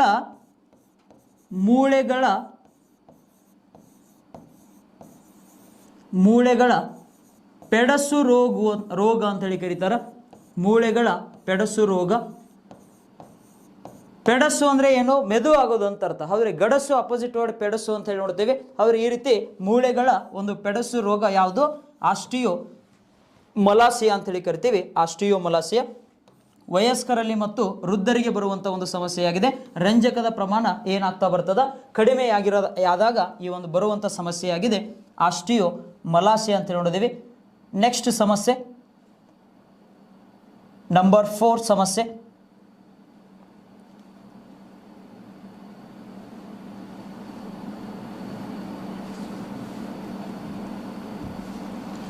ನಂಬರ್ 4 ಸಮಸ್ಯೆ ನೋಡ್ರಿ.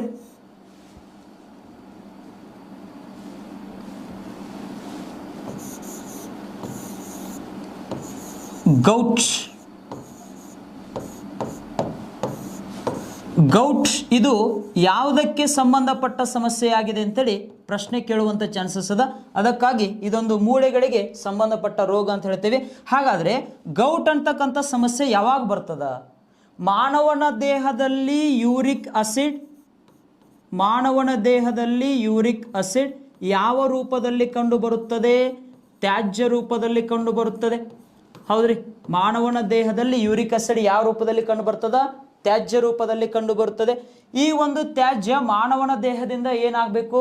ಹೊರಗಡೆ ಹೋಗಬೇಕು. ಹೌದ್ರಿ, ಮಾನವನ ದೇಹದಲ್ಲಿರ್ತಕ್ಕಂಥ ತ್ಯಾಜ್ಯ ಯೂರಿಕ್ ಆಸಿಡ್ ರೂಪದಲ್ಲಿ ಏನಾಗ್ತದ? ಹೊರಗಡೆ ಹೋಗುತ್ತದೆ ಅಂತ ಹೇಳ್ತೀವಿ. ತ್ಯಾಜ್ಯ ಅಂತೇಳಿ ಕೊಡ್ತೀವಿ. ತ್ಯಾಜ್ಯ ಯೂರಿಕ್ ಆಸಿಡ್. ನೋಡಿ, ಮಾನವನ ದೇಹದಲ್ಲಿ ಯೂರಿಕ್ ಆಮ್ಲವು ಯಾವ ರೂಪದಲ್ಲಿರುತ್ತದೆ? ತ್ಯಾಜ್ಯ ರೂಪದಲ್ಲಿ ಕಂಡು ಬರುತ್ತದೆ. ಈ ತ್ಯಾಜ್ಯ ಮಾನವನ ದೇಹದಿಂದ ಏನಾಗಬೇಕು? ಹೊರಗಡೆ ಹೋಗಬೇಕು. ಒಂದು ವೇಳೆ ಯೂರಿಕ್ ಆಸಿಡ್ ತ್ಯಾಜ್ಯ ರೂಪದಲ್ಲಿ ಮಾನವನ ದೇಹದಿಂದ ಹೊರಗಡೆ ಹೋಗದಿದ್ದರೆ ಹೌದ್ರಿ, ಮಾನವನ ದೇಹದಿಂದ ಈ ಒಂದು ತ್ಯಾಜ್ಯ ಯೂರಿಕ್ ಆಸಿಡ್ ಹೊರ ಹೋಗದಿದ್ದರೆ ಏನಾಗುತ್ತದೆ ಅಂತ ಹೇಳಿ ನೋಡಿದಾಗ ಈ ಒಂದು ಯೂರಿಕ್ ಆಸಿಡ್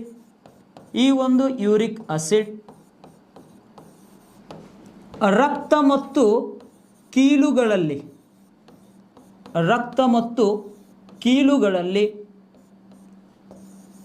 ಹರಳು ರೂಪದಲ್ಲಿ ರಚನೆಯಾಗಿ ಸಂಗ್ರಹಣೆಯಾಗುತ್ತದೆ ಅಂತ ಹೇಳ್ತೀವಿ. ನೋಡಿ, ಮಾನವನ ದೇಹದಲ್ಲಿ ಯೂರಿಕ್ ಆಸಿಡ್ ಯಾವ ರೂಪದಲ್ಲಿ? ತ್ಯಾಜ್ಯ ರೂಪದಲ್ಲಿ ಕಂಡು ಬರುತ್ತದೆ. ಈ ಯೂರಿಕ್ ಆಸಿಡ್ ತ್ಯಾಜ್ಯ ರೂಪದಲ್ಲಿ ಮಾನವನ ದೇಹದಿಂದ ಏನಾಗಬೇಕು? ಹೊರಗಡೆ ಹೋಗಬೇಕು.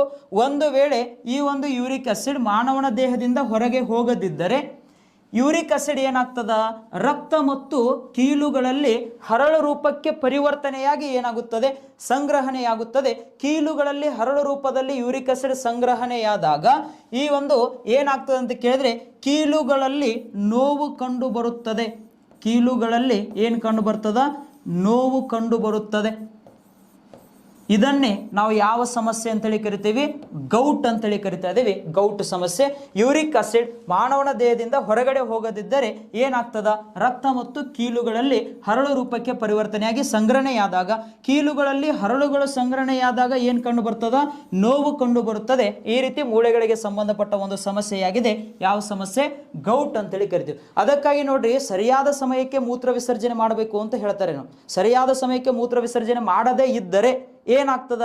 ತ್ಯಾಜ್ಯ ಹೊರಗೆ ಹೋಗಲ್ಲ.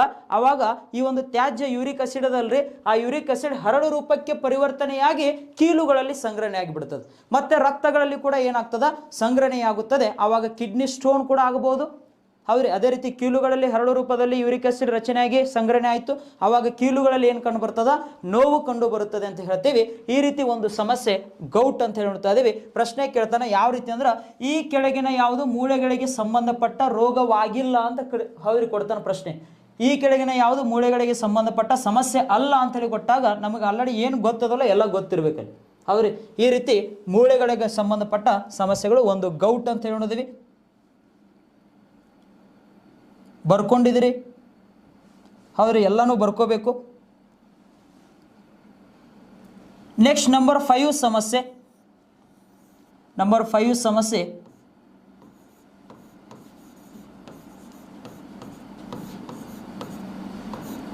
ಅರ್ಥ್ರೈಟಿಸ್. ನಂಬರ್ 5 ಸಮಸ್ಯೆ ಅರ್ಥ್ರೈಟಿಸ್ ಅಂತ ಹೇಳಿ ನೋಡ್ತಾ ಇದ್ದೀವಿ. ಇಲ್ಲಿ ನೋಡ್ರಿ, ಸಾಮಾನ್ಯ ಕೀಲು ನೋವು ಅಂತ ಕರಿತೀವಿ ನಾವು. ಸಾಮಾನ್ಯ ಕೀಲು ನೋವು, ಸಾಮಾನ್ಯ ಕೀಲು ನೋವು ಅರ್ಥ್ರೈಟಿಸ್, ಸಾಮಾನ್ಯ ಕೀಲು ನೋವು ಅಂತೇಳಿ ಕೊಡ್ತಾ ಇದ್ದೀವಿ. ಗೊತ್ತಿರಬೇಕು, ಅರ್ಥ್ರೈಟಿಸ್ ಅಂತೇಳಿ ನೋಡಿದಾಗ ಕೀಲುಗಳ ಕುರಿತಾದ ಅಧ್ಯಯನವನ್ನು ಯಾವ ಲಾಜಿ ಅಂತ ಹೇಳ್ತೀವಿ? ಆರ್ಥ್ರಾಲಜಿ ಅಂತೇಳಿ ಕರಿತೀವಿ. ಅರ್ಥ್ರೈಟಿಸ್ ಅಂತ ಹೇಳಿ ನೋಡಿದಾಗ ಇಲ್ಲಿ ಸಾಮಾನ್ಯ ಕೀಲು ನೋವು ಅಂತೇಳಿ ನೋಡ್ತಾ ಇದ್ದೀವಿ. ಕೀಲುಗಳಲ್ಲಿ ಕಂಡು ಬರ್ತಕ್ಕಂಥ ಒಂದು ನೋವು ಅರ್ಥ್ರೈಟಿಸ್ ಅಂತೇಳಿ ಕರಿತಾ ಇದ್ದೀವಿ, ಅರ್ಥ್ರೈಟಿಸ್. ನೆಕ್ಸ್ಟ್ ಸಮಸ್ಯೆ ನೋಡ್ರಿ, ನಂಬರ್ 6 ಸಮಸ್ಯೆ. ನಂಬರ್ 6 ಸಮಸ್ಯೆ ರೆಮಟಾಯ್ಡ್, ರೆಮಟಾಯ್ಡ್ ಅರ್ಥ್ರೈಟಿಸ್. ನಂಬರ್ 6 ಸಮಸ್ಯೆ ರೆಮಟಾಯ್ಡ್ ಅರ್ಥ್ರೈಟಿಸ್. ಇದು ಯಾವುದಕ್ಕೆ ಸಂಬಂಧಪಟ್ಟ ಸಮಸ್ಯೆಯಾಗಿದೆ? ಮೂಳೆಗಳಿಗೆ ಸಂಬಂಧಪಟ್ಟ ಸಮಸ್ಯೆಯಾಗಿದೆ. ರೆಮಟಾಯ್ಡ್ ಅರ್ಥ್ರೈಟಿಸ್ ಅಂತೇಳಿ ಕರಿತೀವಿ. ರೆಮಟಾಯ್ಡ್ ಅರ್ಥ್ರೈಟಿಸ್ ನೋಡ್ರಿ, ಸರಿಯಾಗಿ ನೆನಪಿಟ್ಕೋಬೇಕು. ಈ ಸಮಸ್ಯೆ ಯಾವಾಗ ಬರ್ತದ ಅಂತೇಳಿ ಮಾಹಿತಿ ನೋಡೋಣ. ನೋಡ್ರಿ, ಮೂಳೆಗಳು ಅಂತೇಳಿ ನೋಡಿದಾಗ 2 ಮೂಳೆಗಳು ಕೂಡುವ ಭಾಗವನ್ನು ಏನಂತ ಹೇಳ್ತೀವಿ ನಾವು? ಜಾಯಿಂಟ್ ಅಂತೇಳಿ ಕರಿತೀವಿ. 2 ಮೂಳೆಗಳು ಕೂಡುವ ಭಾಗವನ್ನು ಏನಂತ ಹೇಳ್ತಾ ಇದ್ದೀವಿ? ಜಾಯಿಂಟ್ ಅಂತೇಳಿ ಕರಿತೀವಿ. ಇಲ್ಲಿ ನೋಡ್ರಿ, ಸ್ವಲ್ಪ ಡೈಗ್ರಾಮ್ ಡ್ರಾ ಮಾಡ್ತಾ ಇದ್ದೀವಿ ನೋಡ್ರಿ. ಈ ರೀತಿ ಒಂದು ಮೂಳೆ ಅದ, ಈ ರೀತಿ ಒಂದು ಮೂಳೆ. ಹೌದ್ರಿ, ಇಲ್ಲಿ ಏನು ಕಂಡು ಬರ್ತದೆ ಅಂತೇಳಿ ನೋಡಿದಾಗ 2 ಕೀಲುಗಳ ನಡುವೆ ಒಂದು ಪೊರೆ ಕಂಡು ಬರ್ತದ. 2 ಕೀಲುಗಳ ನಡುವೆ ಒಂದು ಪೊರೆ ಕಂಡು ಬರ್ತದ.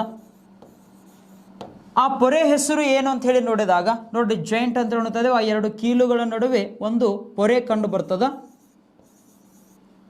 ಕೀಲುಗಳ ನಡುವೆ ಒಂದು ಪೊರೆ ಕಂಡು ಬರ್ತದ.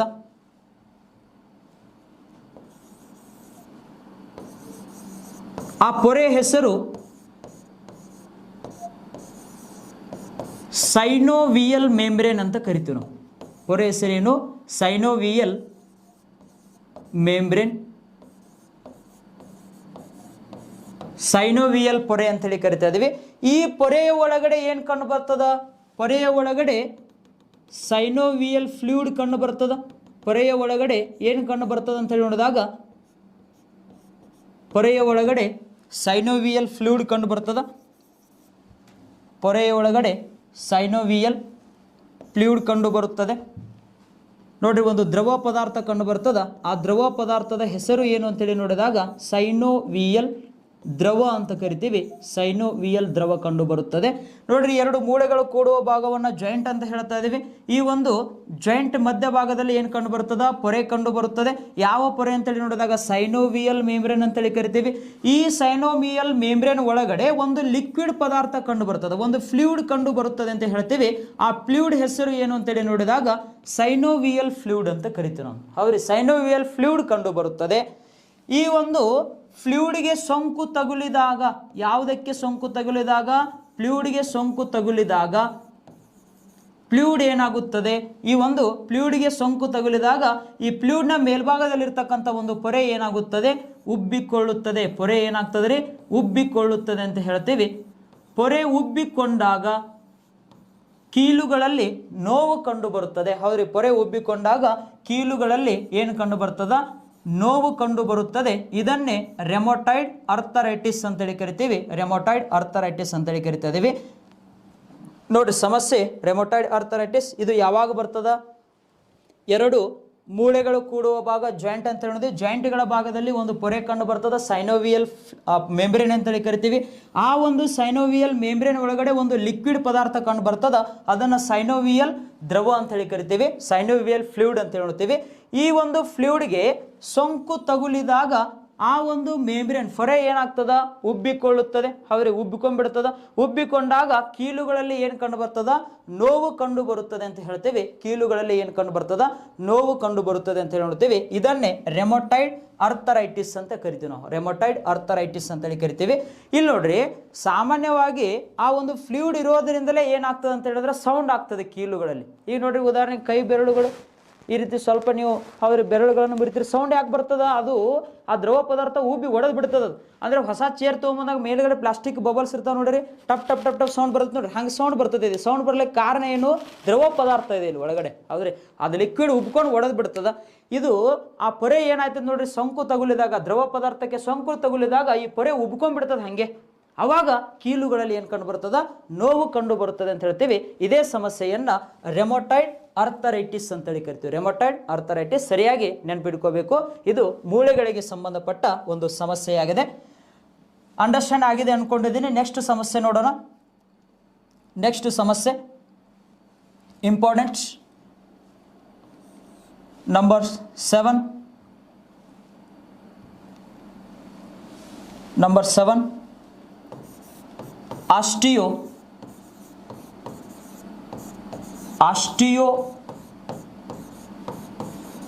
ಅರ್ಥರೈಟಿಸ್.